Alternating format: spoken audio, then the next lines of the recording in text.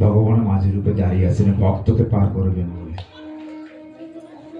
গঙ্গাদাস যখন ঝাঁপ দিবে ওই মাঝে দিয়ে ভগবান বলছে গঙ্গাদাস ঝাঁপ দিও না। গঙ্গাদাস অবাক হয়ে বলেন কে তুমি? এত রাতে এই ঘাটে তো মাঝি আসার কথা নয়। প্রচন্ড শীতের রাত্র বা কুয়াশাচ্ছন্ন রাত, ভাবা যায় ভগবান নিজে মাঝি রূপে ভক্তের জন্য চলে এসেছে। ভগবান বলেছেন যে জীব কখন আমার হাত ধরে সেই হাত ছেড়ে যাবার ভয় থাকে। আমি ভগবান যদি কোনো জীবের হাত ধরি সেই হাত কখনো ছেড়ে যাবার ভয় থাকে। আমি যাকে ধরি তাকে ধরার মতো ধরি। ভগবান বলছেন গঙ্গাদাস ঝাঁপ দিয়ে কে তুমি? এত রাতে তো এই ঘাটে কোনো মাঝি আসার কথা নয়। গঙ্গাদাস বলছেন এত প্রশ্নের দেওয়ার উত্তর দেওয়ার সময় এখন নয় গঙ্গাদাস। তোমাকে ডাকাত দল তারা করছে, তুমি যদি নৌকায় না ওঠো ওরা তোমাকে মেরে ফেলবে।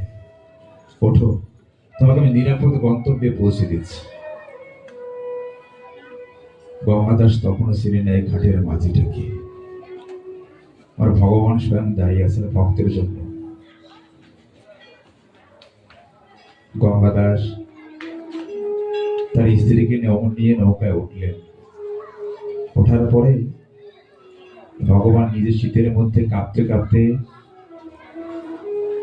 ওই গঙ্গা নদীটা ওদেরকে পার করে দিলে।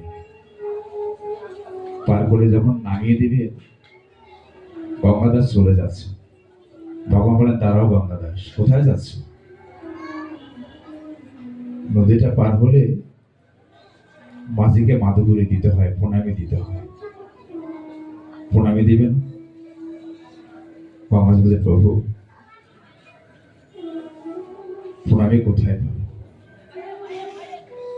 কখনো ভাবি নাই যে নতুন জীবন পাবো। ভেবেছিলাম এই রাত আমার জীবনের শেষ রাত। একদম খালি হাতেই ঘর থেকে বের হয়েছে, কিছুই নিয়ে আসতে পারিনি। প্রভু আজ আমাকে ছেড়ে দাও। আমি কথা দিচ্ছি যদি কোনোদিন আবার এই ঘাটে এসে তোমার সাথে দেখা হয় সেদিন না হয় তোমার কলিটা পরিশোধ করে দেব। তখনও বোঝে নেই মাঝিটাকে। মাঝি ভাই বললেন ঠিক আছে গঙ্গাদাস, আমি তোমার জন্য অপেক্ষমান থাকবো, তুমি এসে আমার কলিটা পরিশোধ করে দিয়ে দিও। কারো কাছে ঋণী থাকতে নেই। গঙ্গাদাস সেদিন তার কাছ থেকে বিদায় নিয়ে চলে গেল।